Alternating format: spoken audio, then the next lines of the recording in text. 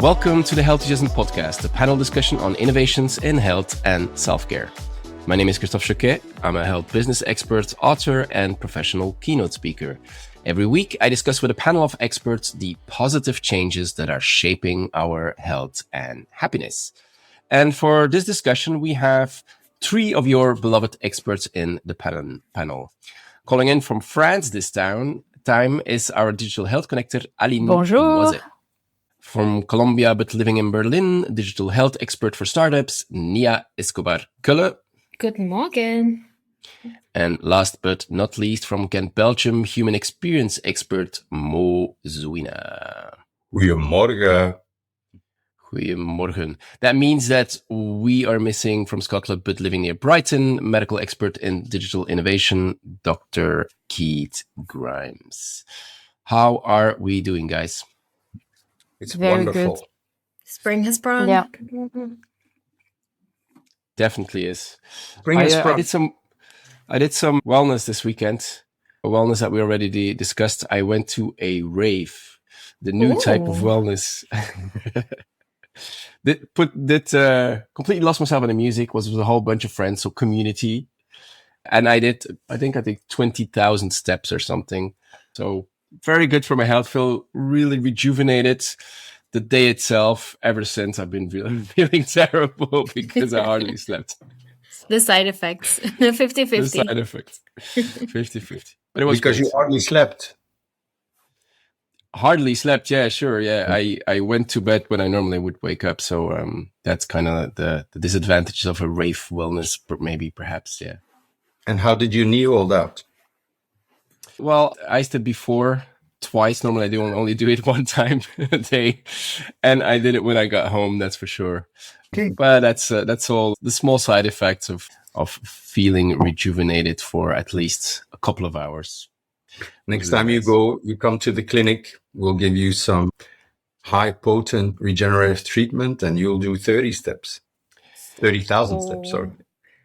I'll take you up on that. I have to do it because it's time to have my injections again in my knees. Indeed. Well, Is this like an IV sort of rejuvenating, energizing infusion? Or? no.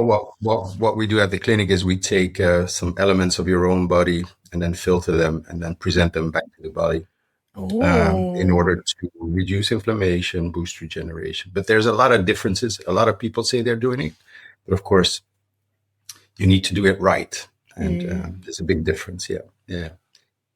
So I've done it, and as a semi-professional sporter, both of my knees are waiting replacement, and it really, really works with magic for me. So I'm up for some new treatments, that's for sure. But let's get started with some other health enthusiasms. Let's get maybe past weekend I was out of space when I was dancing, but let's really go out of space with you now this week, Nia. What do you got for us? Yeah, for sure. So I think we all read about this and beginning of the month in April. If you looked up the moon lately, you realize that this month we actually made history as humanity. Let's put it like this, because from the 1st of April until the 10th of April, 2026, we had Artemis 2 mission officially taking humanity back to deep space. And for the enthusiasm, besides, of course, being very touched and very, let's say, inspired by everything we saw of this human crew going around the moon and, having those experiences in space, this wasn't just a flight test for Orion spacecraft, but it was actually looking into sophisticated human performance experiment that has ever been launched, right? So the crew was basically living in space in the size of a camper van. For 10 days. And unlike the International Space Station, Artemis 2 actually traveled way beyond Earth's magnetic field. And this meant that the crew, like Christina Koch or Victor Clover, they were actually exposed to higher levels of radiation and they were in total isolation. So NASA didn't want to see, of course, how they would cope with the situation, but how they would thrive. And they moved from this old school check-ins and moved towards continuous live health streaming, which is, I think, a first. So I just wanted to highlight some of the projects. One is Avatar and Archer. And this is where things really start to get sci-fi in reality. So they used a project that is called Avatar. And this means that while the astronauts were actually orbiting through the moon, researchers were monitoring their biological twins. And these are organ-on-a-chip devices that are using living cells derived from the crew's own stem cells. And they were literally watching how deep space radiation actually attack the crew's DNA in time. And then Archer is actually on the mental health side, that was actually tracking their sleep, their stress, and the teamwork dynamics. And I read about something that I found really cool that is called the moon joy effect. And this is a psychological resilience that is triggered by seeing Earth as this tiny blue dot from 250,000 miles away. And this is the ultimate study, according to NASA, on extreme environments and how these extreme environments actually impact the cognitive white matter and decision making. So yeah, I'm really excited that not only we managed to go to the moon or around the moon with Artemis 2, but that the crew also came back. And now that we can really see how the NASA actually managed to build this integrated autonomous healthcare system for 4 people in a flying car, literally near the moon. Because I think this is a really important blueprint for the future of remote care.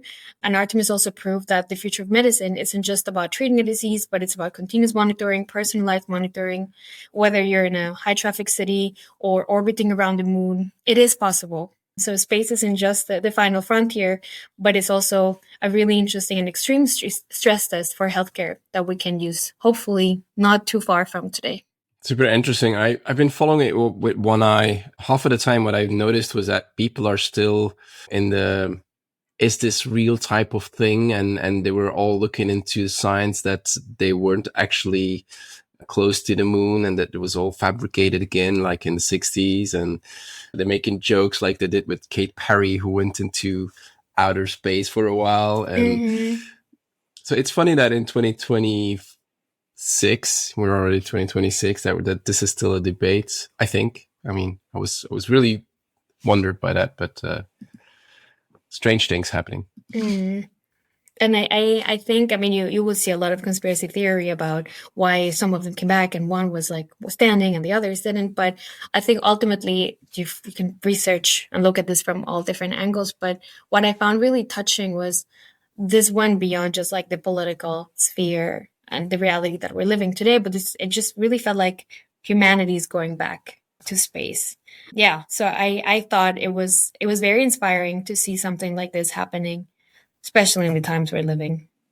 Yeah. Did you see the iPhone footage? Like Yes. That was pretty cool when the Earth came, appearing just behind the moon, just taken with an iPhone. That was pretty cool image, I think. Yeah. We have, I think we also got the most recent updated full picture of Earth, because I think the one was from the 70s or something, right? And we can also see the comparison of how Earth is doing a couple of decades later. Yeah, nice. It's interesting that we wouldn't have an updated picture with all the satellites around. But I think no satellite goes that far. No, they just orbit around, so you don't get the opportunity to have. In one shot, you mean? Correct. In one shot. Correct. Mm-hmm. Because I think all satellites can easily compose a full picture of. Sure. Yeah. But it's good. Sure. Yeah, it's true. So one shot. Okay, everyone together. Okay. Let's bring it back to Earth. After this pretty exciting topic, I have 2 companies who typically are less exciting, if you ask me. And the one is Epic and the other one is United Health Group. So I'm going to the States with this, but they both announced in recent weeks, months, actually, 2 things who are pretty interesting. I'll start with Epic, and I did a bit of an analysis on both of the announcements. But so Epic, they announced, I think in January already, they announced to build an agent factory, or to have an agent factory in their electronic health records, which is a sort of system that creates AI agents inside the hospital workflow. So not one assistant, but a whole team of digital workers that are supposed to be helping doctors in real time. And then you have the United Health Group, the insurer from the States, that is really going big as well. It invested $3 billion in AI, and it will integrate about 1,000 AI applications. I mean, the projections are 2,000 that will be implemented across insurance, care delivery, and pharmacy. And so they say we're no longer an insurance company. We are really becoming a technology company, an AI-powered health operating system. And so what they're trying to solve is, obviously, we said it before many times, healthcare is broken, it's fragmented, it's slow, sometimes exhausting. And so they have their own approaches with AI to solve that. Epic, they build it inside the hospital. So these AI agents will help doctors to write notes automatically, summarize patient histories, flag risks, suggest next steps, reduce admin. Everything that happens inside the patient record could be facilitated with one or the other AI agent to fix really that moment of care.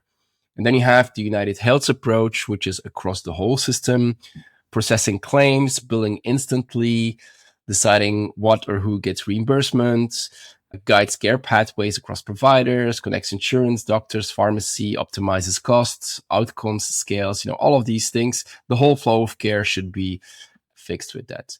So on the one hand, you have Epic helping to decide what should be done in the hospital, and then United Health that decides what actually gets paid and scaled. One is more micro, the other one is more macro. So that is, to me, a pretty big shift. Two big companies going all in on AI to automate a lot of things. And when I say a lot of things, we're talking thousands of AI agents at once. So that is pretty amazing. So basically, where the health journey was managed by a doctor or a couple of providers, what we'll see is that it will be basically, managed by an infrastructure, by agents, by the whole AI system that is behind it. And that is pretty cool, because if you compare it with what else is on the market, so you have Epic owning the clinical workflow, you have United Health owning the financial and the system logic. But in the meantime, there's also companies like Microsoft who basically want to be the interface between the human and the system. So they do the transcribing thing with nuance amongst other things. And they capture the conversation, the intent, the data before it really becomes structured. Then you have Google with DeepMind and Amy, who really want to provide the backbone, the infrastructure, the brain basically for medical reasoning, the smartest models, the answer engine, if you will. And then you have Amazon, who then owns the consumer relationship, access to care, navigation, convenience, adherence, whatsoever. And so you really see these couple of layers, a couple of huge models who all are pumping all of their money in multiple AI agents for every, aspect of the whole healthcare system in the States right now, to making sure, and hopefully they will align, but to making sure that cares become faster, smarter, more personalized. And that is what I really found fascinating. And it actually surprised me that they all went out so deep and so hard with announcements of thousands of AI agents to do all of these little things, gather them all together, and each taking up their role, the brain, the execution, the connection, and all sorts of aspects that come into the whole healthcare flow, if you will, the healthcare journey. And so I really was fascinated by that announcement to see how things actually move really quickly. It's the States. I haven't seen something comparable in Europe. Europe is 27 countries gathered and scattered, basically. So let's see how that translates to Europe. But it's remarkable how these big companies seem to be moving fast, or at least announce that they are moving fast. You would imagine governments stimulating companies to do that, and by, I think, the first intervention, the first availability of health and the proximity of health, maybe a small service asking a question or anything else, might be scaled to a level where it's free, and because I think that the scalability of it will become cheaper and cheaper with AI, and it might be good. And we'll talk about it later, how governments are also kind of stimulating, maybe there could be a guideline where health companies are stimulated by insurers to offer a level of free service, so that the first contact, the first barrier towards health might be easier. I don't know. I see it becoming cheaper and cheaper with these agents. So yeah, well, I think you're some kind of right, but it sounds to me like a very European way of thinking. Probably immediately going to the government. Although I think, and this was one of your healthyisms as well, you can actually bring it forward. You were talking about Singapore, I suppose, when you said, yeah. So what's happening there? What do you wanted to? Okay. No, I think, I mean, if you say it's I think it piggybacks really well, or Yeah, links I really didn't well. want to try, but if I'm Okay, ready. go. Ready is my middle name. So I was looking at social contract between health and government policy. And what is interesting is how Singapore takes responsibility for their decisions. So what they did basically is they extended the retirement age. On July 1st, the retirement age will move to 64 and re-employment up to 69.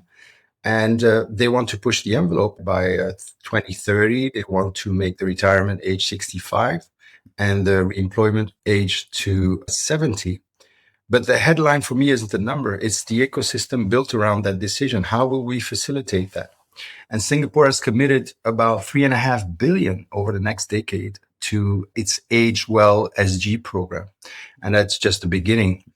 So they are saying, okay, economically, we need to do that. But how do we make sure that people age well?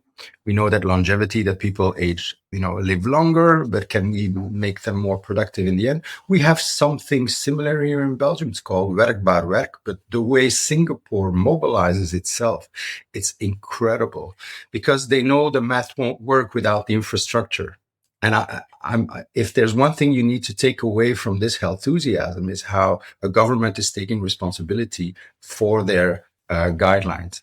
So over 20.7% of Singaporeans are already 65 and older. By 2030, it'll be 1 in 4. I'm also thinking of Japan. We already mentioned that. So you can't just move the finish line. You have to rebuild the track. And I love the way they're doing it, and they're doing it on different levels too. And they're doing it on the workplace. So employers receive wage offsets through the senior employment credit. It's, I think, $2,500 per senior worker hired through the part-time reemployment grant. The second layer is the community. There are now 214 active aging centers that offer physical, cognitive, social, and learning programs. And the attendance, people are buying into that. It has doubled since 2021. There is something called the Enhanced Home Personal Care that rolls out island-wide with 24/7 tech-enabled fall detection and monitoring, keeping seniors out of nursing homes, which is incredible. Having them stay longer. I remember, Aline, you also talked about the project of La Poste, who would go check on elderly people. And there are also 200 community care apartments, senior-friendly housing with integrated care service are being launched in 2026. 200 community care apartments with up to 30 such projects by 2030. And then the third level, so we had the first level workplace, second level community, and third level the clinics. They are shifting care out of hospitals and into the neighborhood. So they are doing a proximity effort. So they are decentralizing care. And they are installing polyclinics. Aline, I was born in France. We used to have le dispensaire. I don't know if you remember that. These were little clinics that were closer to the clinic, and they could manage a part of the care before you went to the clinic. No, so that decentralization is also really interesting. And from 2026, GPs, I'm going to say that again. From 2026, GPs, not psychiatrists, will manage mild to moderate anxiety and depression directly in the community. And they already, I think, 520 GPs already enrolled in the mental health GP partnership. So I think this is kind of a social contract. The government decides something. We need this to keep the economy going, to keep people productive. And we're not just moving the finish line. We're also kind of re-engineering the track to that finish line. And I love that. So in the end, it's about productivity. But we know that if you're productive, it works on your identity, on your sense of meaning. So you can't just legislate longer work without lengthening the health span. And they're moving from a system that fixes broken people to one that redesigns the environment so that they don't break in the first place. So love that. I hope you felt it, that I was really enthusiastic about this health. It's very inspiring. Yeah. Yeah, and it's, I mean, you mentioned, you call it the social contract. I mean, it's almost a social experiment, right? Because it's never, to my knowledge, it hasn't been done in that to that level. And Singapore has always been at the forefront of these types of social experiments. I mean, Aline, remember when we were at Radical Health, the opening discussion that we had, there was also somebody from the Singaporean government explaining how they deal with prevention and making sure that people take care of themselves.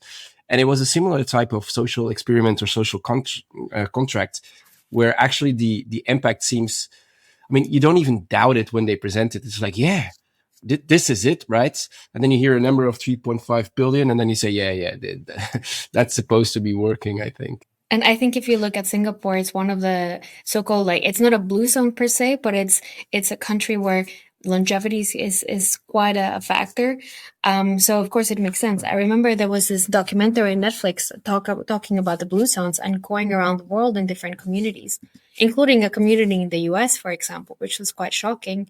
And in Singapore, they were saying that one of the projects that they had is incentivizing elderly, like family members, like your grandparents or the parents, like as we get older, our parents, for them to move closer to your family home. So for example, if you live in a building, then there are programs in the government that incentivize economically for your parents to move into the same building where you're living. So then they're more active. And also the buildings have been designed in a way that you have pretty much everything that you would need in the vicinity. So you have like a mini pharmacy, you have a supermarket, you have a cultural center, and also if you have been to Singapore, you would see they have these big squares in a lot of places and people really can gather around and just spend time together. So it's very nice to see this long-term commitment that has a positive impact and how they're just doubling down on all the actions that they've had historically. Mm. Yeah, but what's interesting is Singapore is kind of smaller than New York City. Okay, so as a pilot, it's interesting. It has the scale, it has the agency to influence and implement all these things. Yeah? I think it won't be a copy paste for all the countries because we know, for instance, in France, there are medical deserts, distance and density are different, but I think it's courageous. I think it's committed. And I think it's workable for them. Yes, Aline. Christophe, to what you were saying before, that speaker, he was in another session with the Novartis Foundation at Radical Health, talking about healthy cities. Exactly what you said more just now. The size helps them because the country is not too big, so it's easier to try things. They're relying a lot on communities. Yes, so it's a great example, and hopefully it will inspire others. And I think, go ahead, Nia. No, I just wanted to say that also, if we look into like tech adoption, it's much higher than we would look into elderly population in Europe, right? People are just used to using their phones for everything. I mean, Asia is way ahead in this sense. Sorry, Mo. No, absolutely. But I think culture plays a role too. I think the Asian in the Asian culture, it's less about the individual and more about the community. For instance, after 9/11. The Asian community got back together faster than the US or than the other communities. So there is an experiment where you see someone of Asian descent looking at an art piece with a lot of people on it, and you have a US person, a Caucasian person looking at it, a non-Asian person.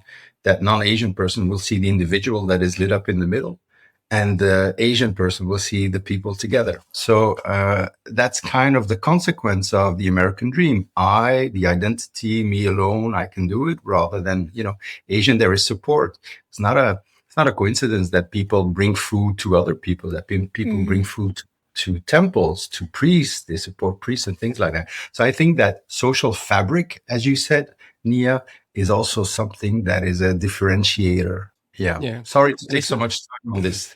No, I think it's pretty interesting. And indeed, the social fabric is interesting and super valuable. And you make the reference to the States, but I think Belgium is 11 million people, maybe 12 almost now.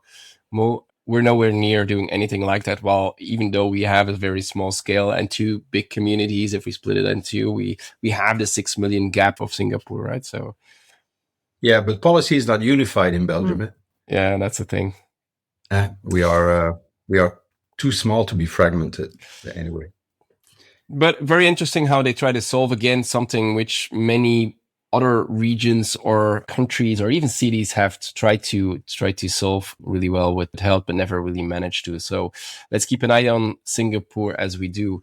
I'll stick with trying to solving something which is difficult to solve. And I actually chose that one because the last article of the sentence read like this. The solution is called Dia Dia. And the last sentence of the article said, Dia Dia is unwinding generations of medical gaslighting. Which when I read it, it made me laugh pretty hard, but I think it kind of makes sense. So if you read what it does, it sounds like something which is in, the laboratory, which is being built right now by multiple stakeholders, but they seem to be doing it slightly different. So what are they doing? It's an AI platform, obviously, that tries to decode what's really going on in your body. Not just what the tests say, but actually trying to translate how you feel, what you feel, the way you feel into discovering what the problem is related to it. Sometimes if we go to a doctor, we might feel exhausted, off. Sometimes we feel something isn't right. And then you do the tests and everything comes back normal. I mean, I think everybody's lived that. Many of us know people who've been struggling with that for many, many, many years. So sometimes in these situations, people are stuck. The symptoms are real, but there's no clear answer, leading to frustration, misdiagnosis, or just, being dismissed by the system. And so the idea, their objective is to change that. That is what they say they will do. And how they will be doing it is they'll be combining genetics with real-time lab data, looking at how your body is actually functioning and not just what your risk profile is. Connecting the symptoms to the biological pathways, not just to surface level biomarkers. It gives doctors clear reasoning and not just black box suggestions or tick box lists, for example. And it will bring the actual advanced scientific research back to every recommendation, avoiding just the trial and error, the ego reflections that physicians sometimes might make, but they will try and really find the right treatment. And this is more than just diagnostics. This is how they sell it, at least. They are moving from guessing to understanding, from averages to who you really are. It's not just numbers. It's not just your biomarkers. It's not just the lab tests. It's really interpreting everything that you feel to act on it and to improve it. Moving from let's try this and see to what is it really that your body needs. Understanding what you need is something that maybe in these kind of situations where people feel stuck has been, ignored, and they really want to answer every single question and not having or making sure that people don't feel stuck, don't feel frustrated, and don't have to hear that everything is normal. Let's see how they manage that, obviously. But I really was fascinated by the way that they make that promise. This is the unique selling point that they put forward. Unwinding generations of medical gaslighting. Just love that. Just one remark. Addition. I'm now following a masterclass of a wizard, which is called Dr. Jacques Deneve. He's 82 or 84, still teaching everything he has learned over his experience. And he said, if the patient says, I'm not feeling well and you don't see anything, you need to keep looking as a physician. But if you see the markers are not good, but the patient is feeling well, then it's okay, So I think looking at the entire patient is also something interesting. We're not the sum of our markers. There is a gap between the markers and what's happening. Aline? And as long as if the patient says, I'm not all right, then it's your responsibility to keep looking. Yeah. Interesting. I think it's also an issue of infrastructure. Like in different countries, I know Spain, for instance, when the doctor has 6 minutes to see you, even if you bring them data, they don't have time to look at those data. So there's really like a double shift of, going forward. Totally true. And let's hope with AI we can make some changes there and move back the human part in healthcare. Or like Keith always liked to say, there's healthcare, the health is the scientific part, and it's been largely over-focused on in recent years, and the care part has been under-focused on. So let's try to find that. But let's for now stick to diagnosis and really trying to find the diseases in time. Aline, you had something as well related to diagnosis? Exactly. And actually, it is related to what you just mentioned before also. So I want to talk about a project that I find really interesting. in the women's health space. It's a project called HERA, H-E-R-A. And it focuses on a very specific problem, postpartum breast cancer. It's a cancer that appears during pregnancy or within the first years after giving birth, and it's often diagnosed late. So HERA, what they want to do is improve early detection of this specific type of cancer and make sure that the women in this life stage are not overlooked in prevention and diagnostics. And what I find nice about this project is that the screening and the risk assessment approach is specifically designed for the women who are pregnant or in the postpartum period. So it's really personalized. So how does it work? Women complete a risk assessment, including clinical information, lifestyle factors, reproductive history. And that helps identify women who may have a higher risk of developing that type of breast cancer. And they also send a kit at home to women to collect a few drops of maternal milk for those who are currently breastfeeding. And that's where it's coming closer to what you were mentioning before, Christophe, because this sample is then analyzed for specific biomarkers associated with breast cancer risk. So instead of relying only on symptoms or traditional imaging, the project adds a layer of biological insights, which helps to detect potential risk earlier and more accurately. And if they detect something suspicious, they guide the women towards appropriate follow-up. So it's more than just a test. It's really like a guided pathways for early detection, and with the longer term idea to develop a early diagnosis test that will be easily integrated into the care pathways. So the project was born in Andalusia in the south of Spain, and now they're extending the project to the rest of the country with the goal to collect 15,000 milk samples. So I thought it was a very cool project. Totally. I love that. It's very impressive. And if I read it correctly, they can predict it 10 years ahead, right? Based on the analysis of the milk, they can actually predict what your risk profile is looking 10 years ahead, which is super interesting. And it's something I never heard of, that risk. I'm obviously not a doctor, but no, I looked it up while you were talking. It's about 35 per 100,000 deliveries. Yeah. Wow. Okay.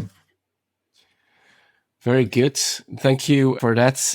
Data. I'll move on with data. If we're talking data in health, it's probably, I often say, I think it's the industry that relies most on data and has the least control of their data and has basically data scattered all over the place. Not just as a physician, but also as a person. You don't really have access to your data. You don't really see all your data that easily. So health data is a mess. What I liked about this next Healthusiasm is that it comes from outside of healthcare and that it's actually trying to solve a piece of that puzzle. And it is Google with Fitbit. I don't know if you read it, but they want to become your personal health center. And they actually integrate it with the medical records in the States. Again, an example in a health innovation from the States. But it's pretty interesting how the medical records can now be pulled or will be pulled into the Fitbit app, which I think Fitbit, they bought them for a ton of money a couple of years ago. And now they're pulling all the data, the medical records into that Fitbit app. So we're talking about labs, we're talking about medication, vaccines, the visit history. You have to, of course, verify your identity. Selfie, you need to match it with your ID, but it's pretty easy to have your everyday data, which is, your sleep, your heart rate, and your fitness next to your actual medical records. And then they announced it last year as well. They're building some sort of AI coach already to help you manage your health with that specific coach. And I think it's pretty interesting. First of all, it's Google. So it's a non-particular healthcare player. They're very active in healthcare in many different forms behind the scenes, but it's really interesting to see how that changed. So your wearable basically stops being a simple sensor. It becomes a living health record. And what I like about this one is that they are going way further than the others have done until now. This Aura Health, who knows your body really well, sleep, stress, recovery. They have some collaboration with Maven Clinic. They were talking about pulling or collaborating with EHRs, but at this point, from a clinical point of view, it's not really there yet. Validic is an integrator, an infrastructure that allows you to push your non-healthcare data, so your activity data and so forth, into the healthcare systems, but you are not the end user of it. We have Samsung Electronics, who has some partnerships, but there it's basically about how can we make sure that digital health solutions shift easily between the patient and the healthcare system. Whoop and Garmin, they're talking about it. There have been some smaller announcements, but not really as big as Google has done right now. And then, of course, Apple. Apple is, the beacon of privacy and trust. Everybody said that they will be doing that the first because of that reason, because of that privacy and trust. They already gather a ton of data. There is some ways with, I think it's the research app, it is called, that you can exchange data.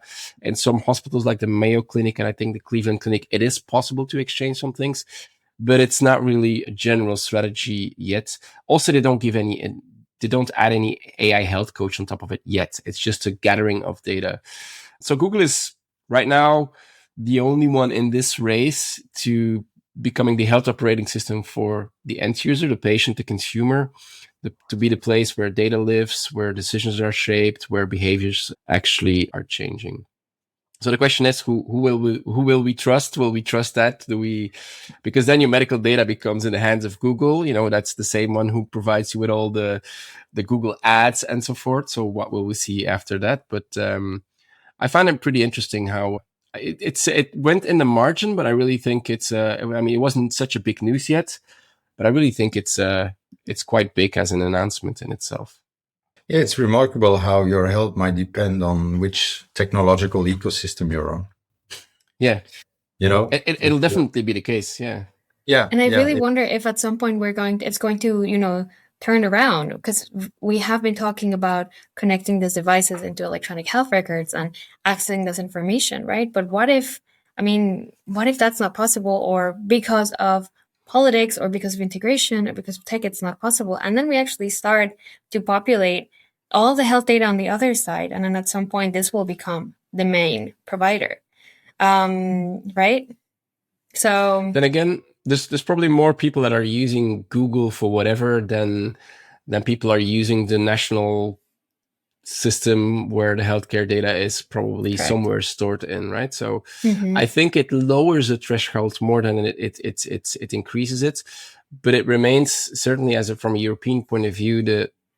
I don't see that easily coming here because of governments always want to have the hand on everything, and definitely when it comes to data and the safety related to it. So yeah, let's see if that actually establishes here as well. But I find it interesting to see what's happening there. On the other hand, we shouldn't overestimate the silos between the technological players, because 20% of Apple's revenue comes from Google, because Apple gets 20 billion a year for helping the search engine, the Google search engine, coexist within their system. So I don't think it's kind of closed. And then also you have the announcement by AI by Apple. Actually, it was not an announcement; it was a rumor again. That's how Apple functions, of course.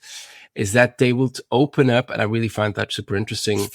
They would open up Siri as a sort of Apple Store or App Store or AI store, basically. So right now, if you want to talk to a certain AI health coach or an AI coach whatsoever, you need to first open your phone and then open Claude or ChatGPT and then start talking to them.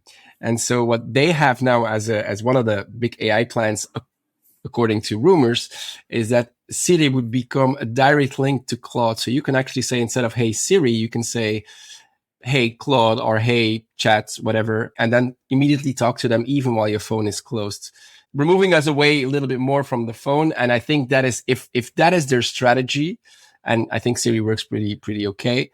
If that is their strategy, I was so excited by seeing that. I was like, this is marvelous. Again, if you can build from Siri an app store of AI agents, that would be that was so bonkers.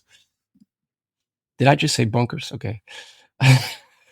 Bonkers is fine. Bonkers is fine. Okay, let's move on to something more human. Aline, tell me about your second health enthusiasm, which actually originally was one of my unusual ones.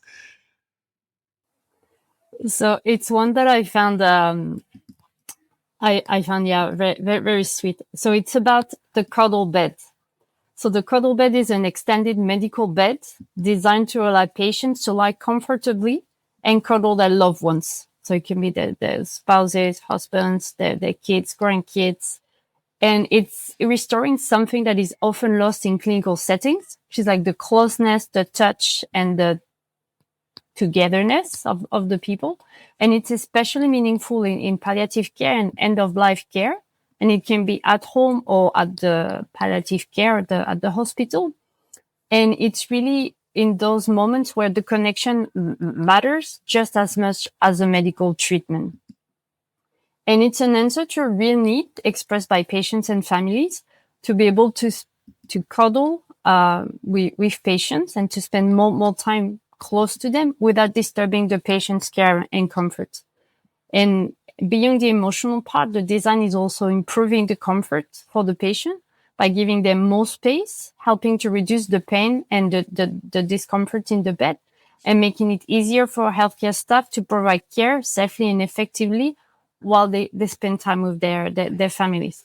So I find it very interesting because it's a reminder that innovation, it's not always about technology or something complicated. It can be very simple. And in that case, I think it's a very deeply compassionate idea that brings humanity back into the healthcare experience. Fully agree. I think I always speak about the same things. I think the health experience that is most human and probably most engaging is the one where you feed into the aspirations of people and you say togetherness, you say closeness. I mean, these are the most important things probably in our life. As from a baby, the one thing that we want is cuddle with our mom. It doesn't go away through life, of course. And so I think this is a very beautiful thing. And I've looked it up. It exists since, I think, over 10 years. And even in 10 years, it's not that widespread, which is a little bit shocking. I mean, the first one in hospitals applied, or was it a hospital? I think so. And it was in the UK. And even today, so many people haven't heard of it or haven't even seen it yet, right? Well, it could be beneficial for so many people. I think it started in Australia, actually. Could be. But for what I read is also sometimes the rooms are actually too small to fit such a bed, especially if you think probably of palliative care or hospices, like you need to have medical equipment and fitting everything in one room doesn't work. Yeah, I think there's a kind of a low tech, no one does a masterclass tactility. If I look at what I will call my father-in-law, who's in a nursing home, when I go to see him, maybe he doesn't recognize me, but I caress and massage him, and it brings so much peace. And he doesn't need to know me. I'm not sure it is included in the protocol, tactility. Or allowed even. Yeah, maybe that's also something. That's a very good point. But tactility is no business model, and maybe that's why it's not widespread. But you see, when you go through his hair, you massage his face, his shoulders. It's incredible. It's really incredible. There's just a kind of a flow of oxytocin or whatever it may be, but it does him incredibly well. And I don't think we are comfortable being tactile, So that's. I'm pretty comfortable. Well, culturally, culturally, I just wanted to say, Latinos in general, I'm Colombian, and we're very physical. And I've been living in Europe already for 13 years. So anytime I go back home through Colombia and I see my great aunties and I see, my family members who are super loving and warm, they hug me. And I have to admit that the first couple of days, it takes me a while to warm up to that physicality. And then when I'm leaving, I basically just don't want to, I'm clinging to my mom as much as I can. And I come back and I realize something, I need to adjust again to the German side of it, where people are not very physical. And I mean, it's a cultural thing, but, every time I'm there, I'm thinking, I need to prepare for the hugs and the proximity and the low personal space, which first is weird, but it's quite heartwarming after.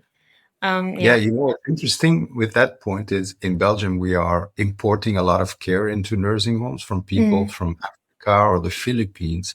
And we're not importing labor, but also the perception of how to treat the elderly, how to be present, how to care for them, how to talk for them. So we're not just importing labor. We're also importing a skill that we don't have anymore. And that's really interesting. And that's why I think it needs to be, when I see these people from foreign countries, from a communication point of view, from the Dutch point of view, what's always nice is the first language they learn is the accent. They don't have the basic language. So you have someone from the Philippines speaking Platoisters, and which is a regional dialect, by the way. Yeah.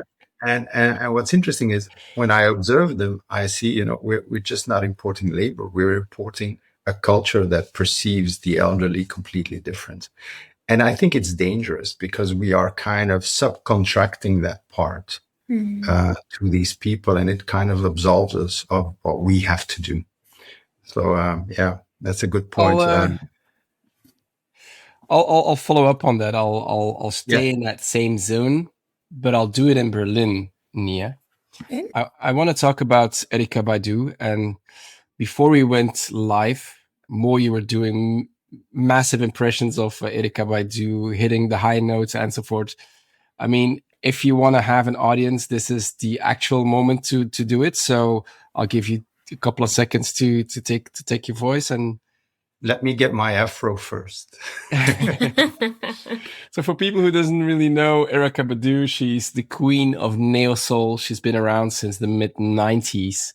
She's a black woman with an enormous aura, if you would use today's words. She is the, how do you call it? The woman that you wait for any type of concert. And when you put up that music, and I was explaining this morning to the team here, to the panel here, there's quite some sunshine. And I woke up and I put up Erykah Badu because I know I was going to talk about this. And I immediately started dancing. She just is the vibe that makes your day warm. And she did exactly that in Berlin, Nia. So she created, it's already from November 2025, but she created some sort of sacred space. It's a thatched house. It's a pyramid, completely thatched, which is warm, which is quiet, a bit mysterious. It also has, let's say, it's a lot of concrete in there. And she turns that into a living, breathing sound meditation space. It's not just some, generic wellness setup. She created her world. And obviously the problem that she taps into is that we're not really present anymore. We think we are, but we're really not. And we're in conversation. We're half out of conversations and we're half on our phones and we're already thinking about what's coming next, but we're not really in the moment itself. And if we want to be in the moment itself, then we download an app like Headspace or Calm to do that. But then even if we do that, it's hard to keep our brain focused and in the moment. So what she does is it's a big square environment and people are lying in a big square as well. There's about 25 to 30 people in the room. They all lay down on black tatamis and they have headphones on their heads, which are apparently one of the best headphones you can have. So audiophiles would love it for sure. And she plays her own type of music. So Erykah Badu, she released in the 20, 30 years that she's been around, she only released 5 albums, but she's always live. She's performing live. She's really a live artist. She's always working on music and so forth. And so what she does is she sits in the middle on the floor, dressed up like she always is. She's like this half goddess, if you see her.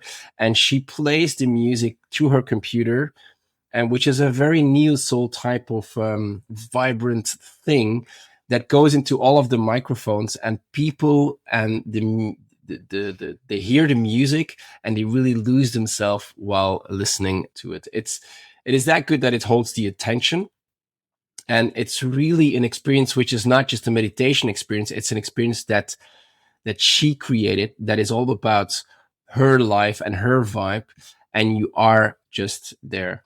And at the end, and this is the cool one, she doesn't just walk off.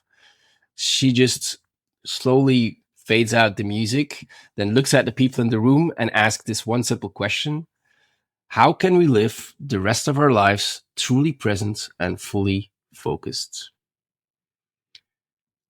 Erykah Badu, ladies and gentlemen. Mic drop. Mic drop, eh? I just love everything that she does. I've seen her a couple of times live. If you haven't, or if you don't know her music, just look it up. It will make your day for sure. And maybe to add, A, I can't believe I missed this. And B, I was just quickly looking because I was thinking, how did I miss this? Where did this happen? And I just found that this is in a place called Redhaus, Berlin. And Redhaus is an architectural temple. So it looks really brutalist, like you said. It's a lot of concrete. And in the middle of the temple, it's a room with very thick walls. So it gives you more like bunker vibes, more so than anything else. And in the middle of the temple, they have a room where they do a lot of, let's say, special events rooted around sound. And I, for example, a couple of weeks ago, I saw Mongolian recordings. So most of the times they're just recording. So they have an incredible sound system, but they had Mongolian singers chanting. And you're always in the room, and whatever it is that you're experiencing there, it's truly a unique experience because the quality of it is incredible, but also the space, you have like this triangle, like a pyramid on top of you, but you're inside the pyramid. So you see like this cone and there's a little window on top.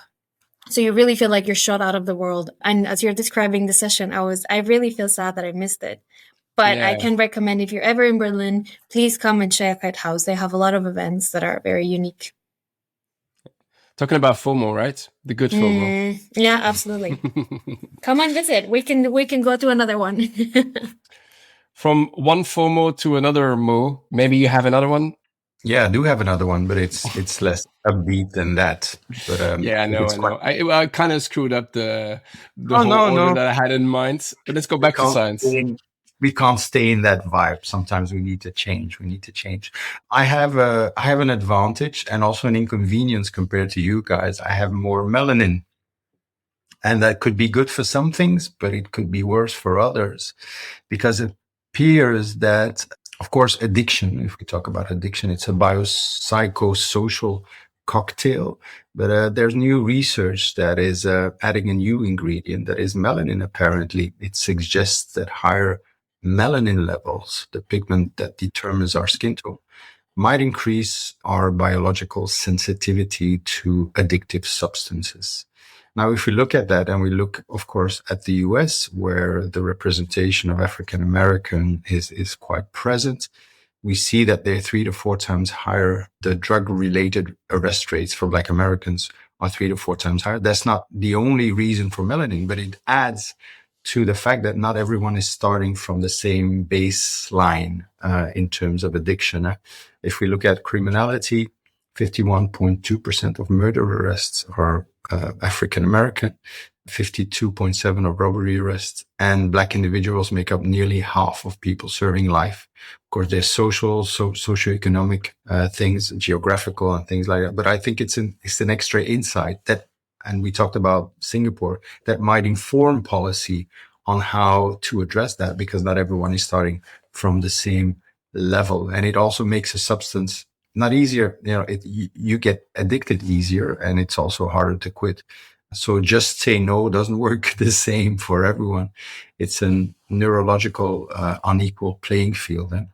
And now we're kind of seeing a social disaster where biological sensitivity meets legal policy, where your affinity to display a certain behavior, your affinity or your preemptiveness to display a certain behavior, or your exposure and sensitivity meets a kind of one-size-fits-all punitive system.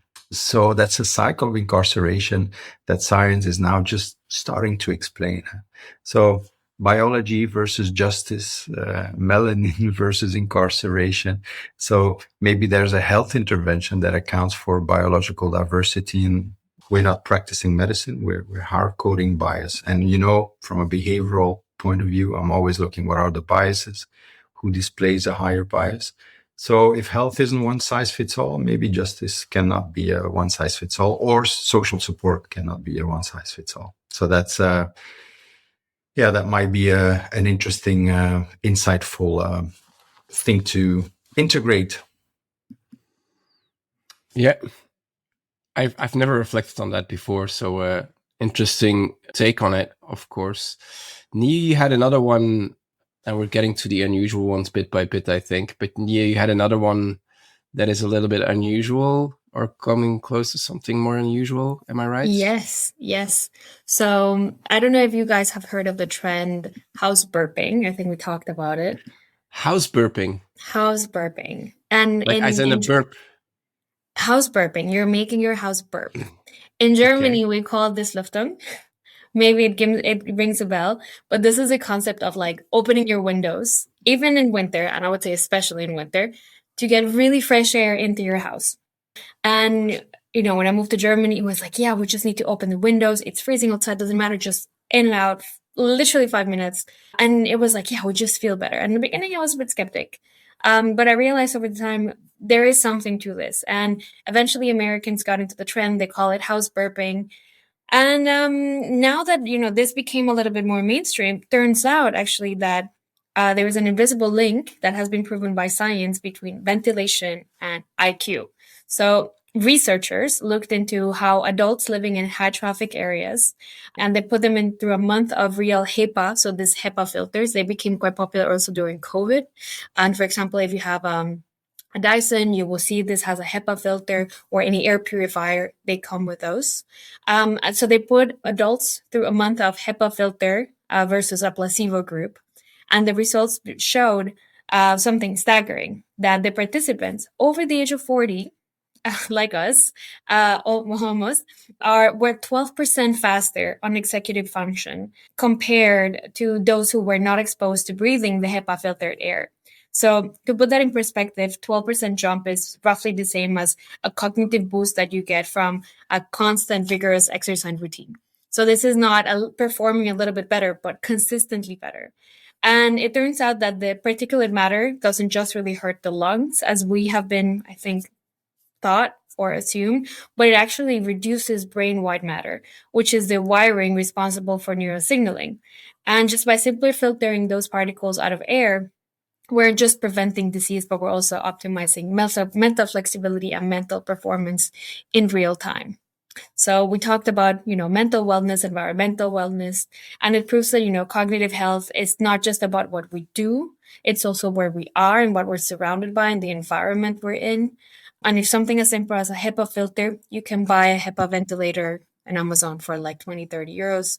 If this can provide the same executive boost as a gym membership, then, clear air is no longer just an environmental issue. It's also a performance enhancing tool. So I will be getting a HEPA filter now. Definitely do. You can send me over the article, because it's interesting. I worked quite a bit with a client of mine who already 15 years ago realized that what sells is really health. People want to be healthy and happy. This is the core idea behind health enthusiasm, obviously. And so what they realized 15 years ago is that instead of just fighting on price or fighting on performance, we will position ourselves in the market as the ones that create healthy spaces. This is their baseline, creating healthy spaces. And so they sell ventilation specifically to make people healthier. Now, maybe they should add healthier and more intellectual or something, but Smarter.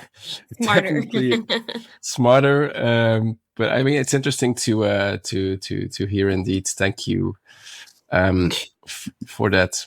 One remark, I think downstream, there's also mental health and emotional regulation, right? I think that low-grade inflammation that does. So put two and two together, people living closer one to another in very high, dense urban environments, and being less prone to emotional regulation. Totally. You see? So I think for your client, it also might be you can't relax in polluted air. No. So interesting one. Yeah, you're not yourself in polluted air. You can't be yourself in polluted air. So because your emotional regulation, that means that people get irritated faster. We also know, I think 3 podcasts ago, we also talked about cardio health by noise. So those indirect things are kind of, triggering new connections that we haven't made yet. So That's really an odd one. Yeah. Unusual one, but very, very, very interesting. Yeah, So it how's is super burping? interesting. Go ahead, Aline. So Christophe, no, because more last time you talked about plants, and I'm using plants to clean the air in my apartment. So there's those special plants will help to clean the air. So I think it's another way. I have a Yeah, and few even- very good filters too. Yeah. Maybe we should do it. IKEA has more and more products to clean the air. They even have curtains who are specialized to clean the air. Yeah. So they're moving into that space as well. Definitely a big one. But house burping is definitely an unusual one. More before we went to my unusual ones, you wanted to challenge us from your side with an unusual one? Yeah, I have a new expression or maybe a new term, and I'll invite you to try and guess what it is. We call it autonomic under-arousal. What could that be? Autonomic under-arousal. So arousal has to do with sexuality and sexual arousal? Could be. So the autonomic system is the one that is doing like the automatic processes in the body, right? Like digestion, like heart rate. True. I'm assuming if it's Heart like rate. understimulated, you're basically sort of very close. collapsing. Very close. Your body's like slowing down, no? Very or good. Maybe overexposure due to overexposure. Well, under arousal. So let me Go ahead. Take it away. Frame that a little bit. It's about people having lowering heart rate, right? Oh. We always say that if you have a lower heart rate, that's the ultimate badge of fitness, right? Mm-hmm. It's the mark of a calm, efficient athlete.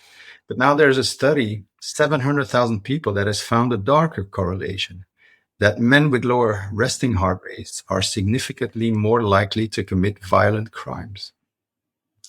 Why? Because it's a biological paradox that calmness makes the great marathon runner also reflect a thrill-seeking brain that doesn't feel fear or pain or empathy in the ways the others do. And that's what we call autonomic under-arousal. So they are so calm that in order to feel something, they need to push the envelope. So when your body is too quiet, you might go to extremes to feel alive. Could be high rocks, could be bungee jumping, could be something else. So the challenge of the entire definition of wellness, we spend a decade optimizing for calm, but our biology suggests that behavior happens in the range of our arousal, not just the floor, right? So we are looking at lowering heart rate, but by lowering heart rate, we are also challenging what we need to feel aroused. And so if the body is too still, the mind becomes restless, and sometimes restless minds seek motions in dangerous places. So health isn't a static equilibrium, it's kind of an oscillation. And what is your ability to go from low to high in a healthy manner? So we need enough stress to feel connected and enough calm to be centered. And when the balance tips, even a healthy heart can become a behavioral red flag.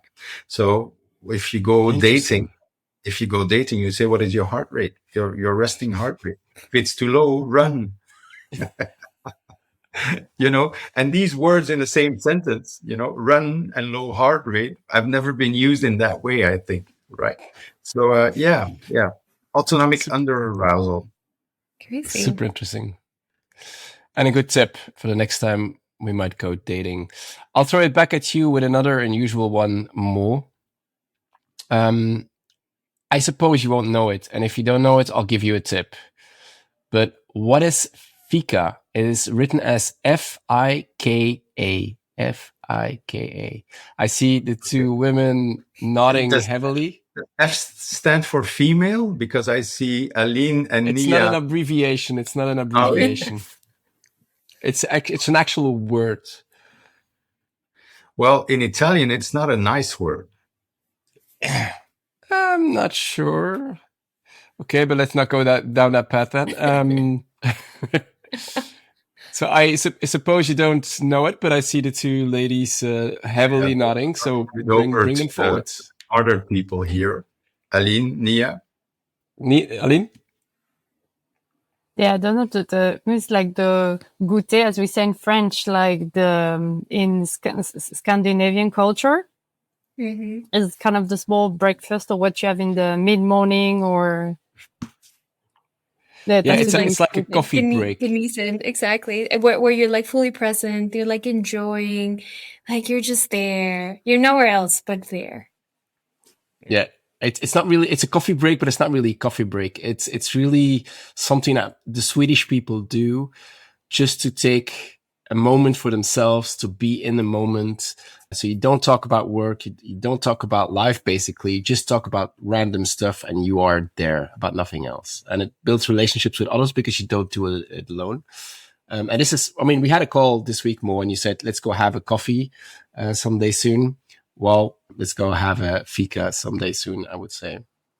Well, Mo, next time you're in Barcelona, I take you to FIKA. That's the Norsken house. They have the FIKA just at the bottom, and the coffee is very good. Oh, that's cool. Yeah. Interesting. Well done, Aline and Nia. Let's see if you do as well with the next one. I'll go to Aline first. I think it's definitely feasible. What is the connection economy? Does it have to do with like the sharing economy? So where people... we often talk about attention economy. It's not the attention economy. It's the connection economy. Where you actually rely on the ecosystem? Yeah, somehow close. Somebody want to jump in here? Maybe it makes me think of this, like in Korea or in Japan, you can rent a boyfriend. so it makes me think of it's like you're having an economy based on connection, on renting a boyfriend, renting friends, renting a maid of honor, stuff like that. No. Yeah, but it's more real life. So the idea behind the connection economy is the opposite of the attention economy. Attention economy is about your time, your clicks, your focus. And the connection economy is the opposite. It's really about creating real life moments where people meet, feel, and belong. So FIKA in a way is a part of the connection economy. It's going to live events, making sure that the online communities become real life gatherings. A bit like we talked about with Erica Badu as well, being surrounded by others, real connection. That's kind of like the thing. Makes sense. Makes total sense. And I should know this one. Yeah. Super, super, super fun to do for sure. And actually go ahead. What we're doing here, the connection economy? I think the connection economy is when we're doing a live podcast a little bit more than this one. I'm sure we feel connected, but doing a real live gathering, by the way, we will be doing at Frontiers Health again at the end of the year, a live podcast again on stage. So that is more of a connection economy thing than doing an online thing.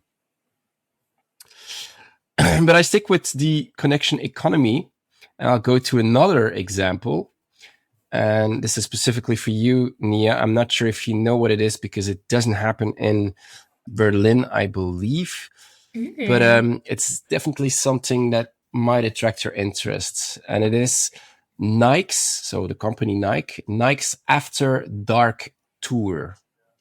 Oh, actually, I heard about this. And I think it might be this. And it's made especially for women, right? It's made specifically for women. I actually missed it in Berlin. So running for women, especially during winter times or running after work, can be really dangerous. And also, this is one of the moments where most attacks happen for women, like at night. So Nike actually created groups where women can run together at night to reclaim the spaces and to feel safe. Yeah, pretty cool. I couldn't have said it any better. This is exactly the purpose of that thing. And it runs through about, I think, 8 or 9 cities from Shanghai to LA. So it's a global initiative. And it's a 10K run, indeed, to really experience nighttime in a safe way. And it's women's only. It's not just a race. It's a shared event. It's, again, the connection economy to make sure that people feel that vibe and that they can, because running through the city at night is actually a quite fun thing to do in many ways, because you see the city in a different way. So yeah, lovely. The Nike's After Dark Tour. I just peeked on the website. There is 0 cities in Europe. it's kind of, I think it's even more relevant for mega cities. So we have Shanghai, Sydney, London, Mexico City, Los Angeles, Manila, and Mumbai, where certain areas, are been stigmatized, or where there's more of a tendency, where there's good neighborhoods and maybe bad neighborhoods. And I think it's completely relevant for those cities. In 2025, I was in London, for sure. And I think there were a couple of other cities as well. So it kind of moves a bit depending on it's a marketing campaign, obviously, but it's a marketing campaign that builds upon, what women need. It builds upon the connection economy. So I really like that example. Well, I think I've heard about. Go ahead. I've heard about similar programs led by women for women in cities, not being Nike. So I think it exists, like in Paris for sure, but without being marketed by big brands.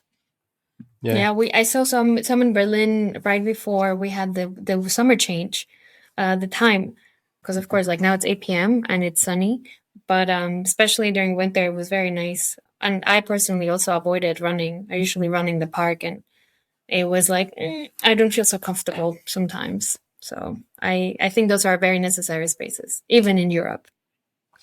Yeah, I think the running community, building on that community thing is really lovely. I mean, we talked about something else that I really liked, is that a listening run. So when a new album drops of, let's say, Erykah Badu, it's been 11 years, so she really needs to bring a new one out. But if a new album drops, people listen to the album together while running, for example. And then afterwards, they talk about what they've listened to and how they liked it. So all of these things really bring people together in ways that we've kind of lost a bit over the years, definitely with all the technology that is entering our lives. But people can do the same with the Health Enthusiasm podcast, huh? Say it again? People can do the same with the Health Enthusiasm podcast. Go for a run together, listening to the podcast. Aline, let's do that on any other event that we are together present as a podcast. Maybe we can do an evening run. Obviously, with my knees, I cannot run really well, but slow run, slow, quiet run. I can cycle along. Yeah, or do a playlist. The Enthusiasm playlist. Oh yeah, it could be cool as well. With Erykah Badu then again. Walk and listen. But listening to the latest Health Enthusiasm podcast would be such a cool thing to do. Let's put a pin into it and pick this up again anytime soon. We have a couple of events, even in Barcelona. Within a month, we're together on events. Exactly. So maybe there's a couple of things that we can do together there. Ooh, nice. Well, with this, thank you all for your health enthusiasms. It is a health enthusiasm world indeed, but it's time to wrap up the Health Enthusiasm podcast for this week. Thank you for listening. If you like the show, hit the subscribe button on your favorite podcast platform. You can also go to healthenthusiasm.com. For now, I'd like to thank our panelists for their health enthusiasm. It was a great episode again. Thank you, Aline Noizet. Thank you, Zouina. Thank you, Nia Escobar-Kölle. My name is Christophe Choquet. We are the Health Enthusiasm panel, and we'd love to see you again next week for some more health enthusiasm. Ciao.